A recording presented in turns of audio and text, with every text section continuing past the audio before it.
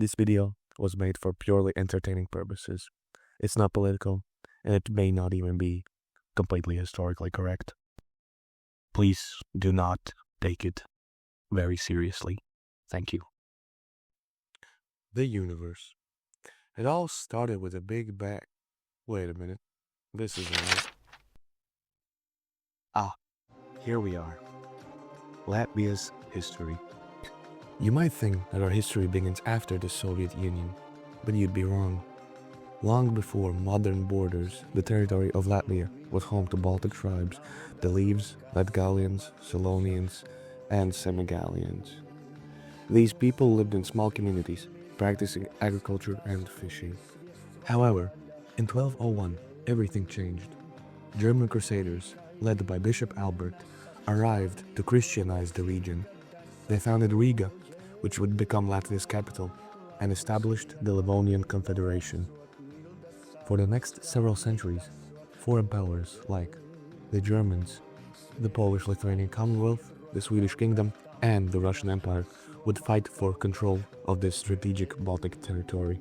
And all of that was because our river Daugava was an important passage to Russia from the Baltic Sea. The 19th century sparked a profound transformation.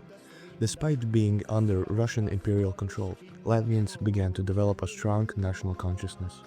Intellectuals and activists started promoting the Latvian language, culture, and the idea of a national identity. Key figures like Krišjāns Valdemārs and Andrejs Pumpurs played crucial roles in preserving and celebrating Latvian heritage.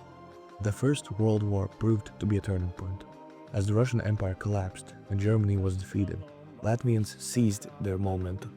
On November 18, 1918, Latvia declared independence, establishing its first democratic republic. The first 2 decades were transformative. Latvia developed a democratic parliamentary system, implemented land reforms, and experienced significant cultural and economic growth. However, this period of independence was fragile and short-lived. The Soviets took control of Latvia in 1944, imposing a strict communist regime for nearly 5 decades. Despite oppression, Latvians maintained their cultural identity through language, traditions, and a quiet but persistent resistance. During that time, multiple waves of mass deportations targeted the enemies of the state, or so-called smart people. The Soviet regime pursued an aggressive policy of Russification. The Latvian language was marginalized, and Russian became the language of government, education, and business. Massive Russian immigration changed Latvia's demographic composition. By the 1980s, the Soviet system was weakening. The policies of Glasnost and Perestroika under Mikhail Gorbachev created spaces for national movements to emerge.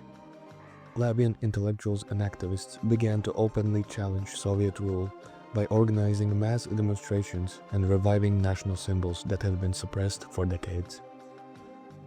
The fall of the Soviet Union presented another historic opportunity. On August 21, 1991, Latvia declared the restoration of its independence. Yippee! Since independence, Latvia has rapidly transformed. It joined the European Union and NATO in 2004, integrated into Western economic and political structures, and worked to heal the wounds of Soviet occupation. And as always, thank you for watching this video. As I said in the beginning, this is not meant to be political, so don't take it there. And yeah, thank you.